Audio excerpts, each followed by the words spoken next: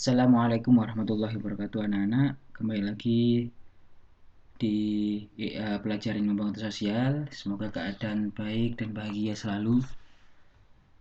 Yang pertama, kita akan membahas kuis terlebih dahulu.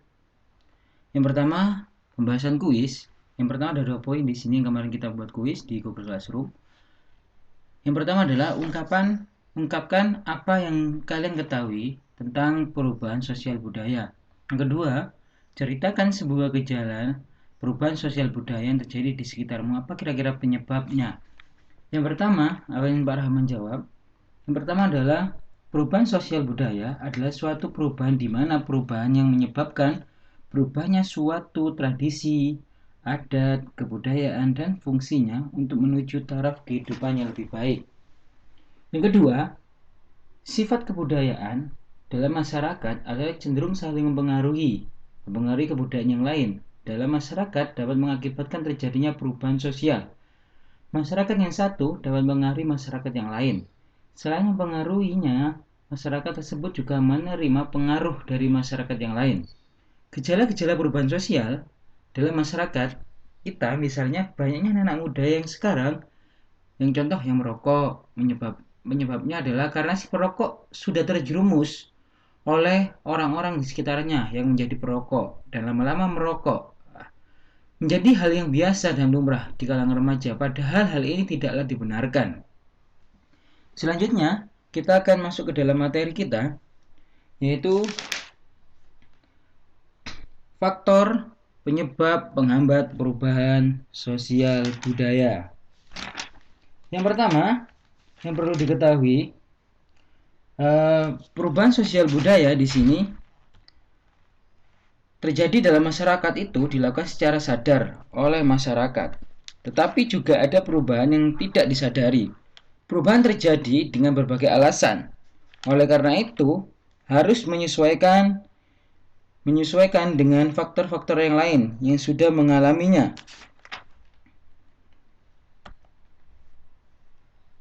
Perubahan pasti akan selalu terjadi, baik secara disadari maupun tidak. Berikut ada beberapa faktor yang penyebab perubahan sosial masyarakat yang secara umum dapat dikelompokkan menjadi 2, yaitu berasal dari dalam internal atau disebut dengan luar masyarakat ataupun eksternal. Saya ulangi lagi, adalah berasal dari dalam internal dan dari dalam, atau luar masyarakat atau biasa disebut dengan eksternal. Yang pertama adalah faktor internal. Di sini faktor internal adalah bertambahnya dan berkurangnya penduduk.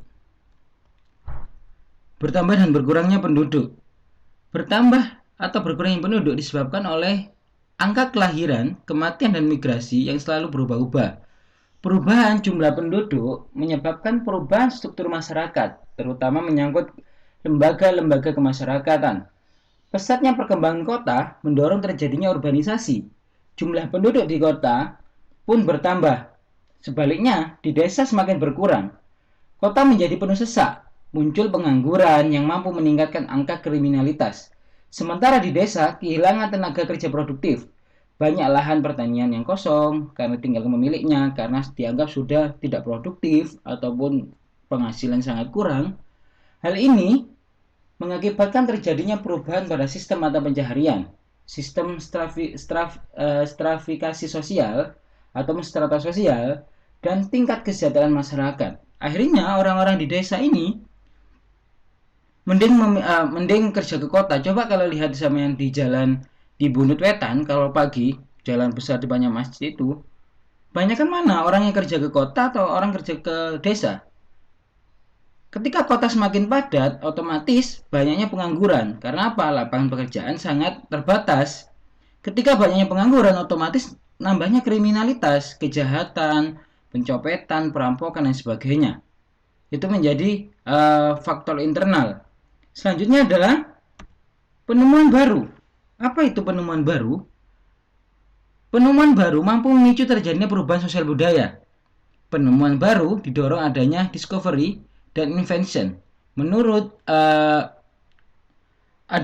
ahli, ada 3 hal yang mendorong munculnya penemuan-penemuan baru. Yang pertama adalah kesadaran masyarakat. terhadap kekurangan dalam kehidupannya. Yang kedua adalah kualitas ahli atau anggota masyarakat. Yang ketiga adalah perangsang bagi aktivitas-aktivitas penciptaan dalam masyarakat. Yang pertama adalah discovery. Adalah penemuan unsur-unsur sosial budaya, baik berupa suatu alat baru maupun ide yang sebelumnya belum pernah ada. Contohnya adalah di Indonesia misalnya, pemanfaatan kotoran sapi menjadi biogas yang digunakan sebagai gas untuk keperluan masak. Demikian pula halnya dengan temuan-temuan baru, seperti energi alternatif, pengganti bahan bakar minyak, seperti yang akhir-akhir ini sedang diupayakan pembangkit listrik tenaga sampah. Ini adalah penemuan-penemuan baru. Yang dulu kotoran sapi dianggap sudah kotoran, yang dulu bisa dibuat pupuk, hanya sekedar pupuk, sekarang penemuan baru menjadi biogas, tidak perlu memakai LPG. Ini adalah penemuan-penemuan baru yang merubah sosial budaya masyarakat. Selanjutnya adalah invention. Invention di sini adalah usaha yang disengaja dan sungguh-sungguh untuk memperolehnya hal-hal yang baru. Sebelum menciptakan sesuatu, barang biasanya dilakukan uji coba berkali-kali sampai pengakuan dari masyarakat. Tidak hanya terbatas dalam penemuan teknologi baru, tetapi juga dalam bidang pemerintahan, hukum, pendidikan, hubungan keluarga, ekonomi moral, dan sebagainya. Contohnya adalah penemuan pupuk sintesis, didasari oleh pemakaian pupuk kandang sebelumnya. Begitu pula pemberantasan hama dan mekanisasi pertanian, semua itu terjadi berdasarkan penemuan-penemuan sebelumnya. Dulu masih menggunakan manual untuk memanen padi, sekarang sudah melakukan dengan mesin atau mesin pemanen padi. Ini adalah penemuan baru. Intinya adalah penemuan baru ini agar para petani lebih mudah, lebih ada inovasi terbaru, biar tidak selalu memakai kegiatan yang tradisional. Harus menyesuaikan dengan mengikuti oleh zaman. Selanjutnya adalah pertentangan dan konflik. Dalam masyarakat, kadang terjadi yang namanya konflik atau pertentangan, baik antar individu ataupun kelompok. Pertentangan pasti akan mengakibatkan suatu perubahan, baik melalui kompromi, atau biasa disebut dengan bahasanya kita adalah win-win solution, ataupun melalui pemaksaan. Kalian bisa melihat adanya pertentangan di sekitar kita, contohnya misal di Jawa. Pada zaman dahulu acara perkawinan dilakukan melalui upacara adat atau ijab kabul. Namun menurut hukum Islam, syarat sah perkawinan adalah ijab dan kabul. Pertentangan tersebut berakhir dengan akomodasi. Akomodasi adalah adanya mediasi dan sebagainya, yakni dengan tetap menggunakan kedua-duanya. Seperti masih kita lihat, upacara perkawinan di Jawa dilakukan dengan menggunakan upacara keagamaan, ya adanya waliman, habis itu ijab kabul. Baru kemudian dengan acara adat, contohnya kalau di Jawa itu pecah telur atau melempar beras kepada perempuan, istrinya, atau istrinya mencuci kakinya laki-lakinya ketika masuk ke tempat pernikahan. Walaupun saat ini banyak tidak lagi menggunakan upacara adat, tetapi masih ada penduduk yang menggunakannya. Masih banyak penduduk yang percaya hal tersebut. Selanjutnya adalah revolusi. Revolusi itu apa?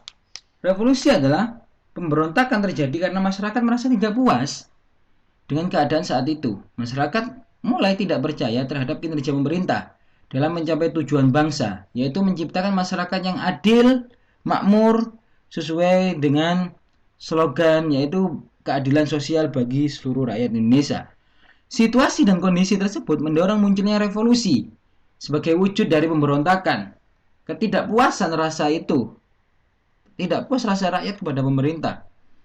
Berbagai lapisan masyarakat menuntut adanya revolusi total di tubuh pemerintah. Keadaan ini mendorong munculnya perubahan sosial budaya dalam masyarakat. Kita contohkan adalah di gambar ini adalah tragedi 98, mungkin anak-anak masih belum lahir. Ini adalah tragedi 98, yaitu para mahasiswa menuntut untuk presiden saat itu untuk dilengsarkan atau diganti.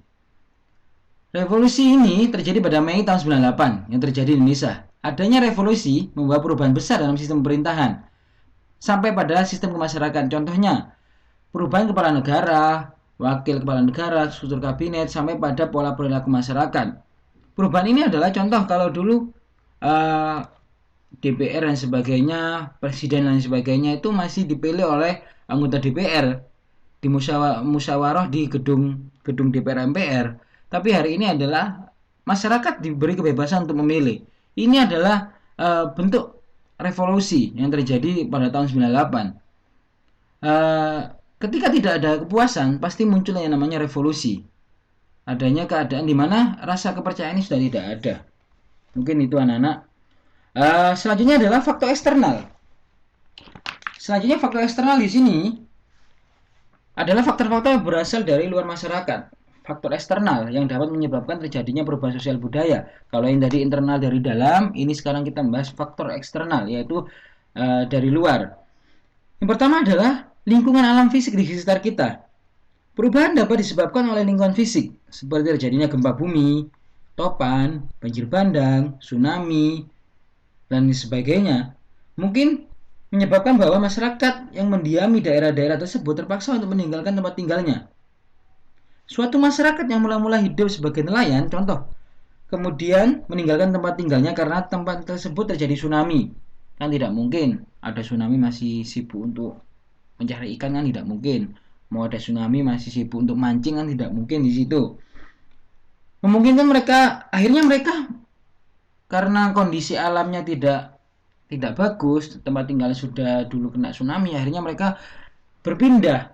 Yang dulunya petani, sekarang yang dulunya nelayan, akhirnya beralih profesi atau bekerja menjadi petani, mencari lahan yang lebih strategis.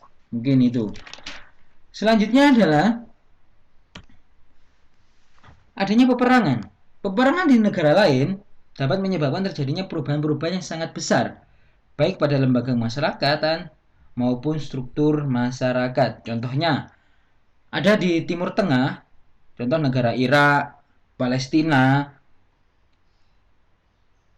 yang kalah perang ataupun yang lagi adanya peperang konflik menghadapi negara-negara lain, ketentuan diputuskan ini memaksakan mereka sistem demokrasi mengganti sistem yang telah berlaku sebelumnya.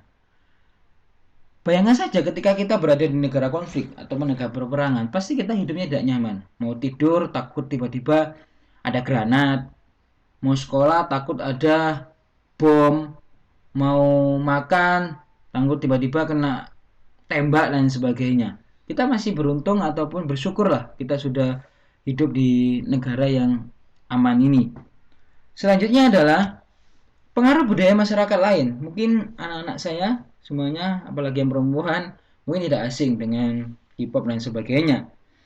Adanya pengaruh kebudayaan masyarakat lain dapat menyebabkan terjadinya perubahan sosial dan budaya.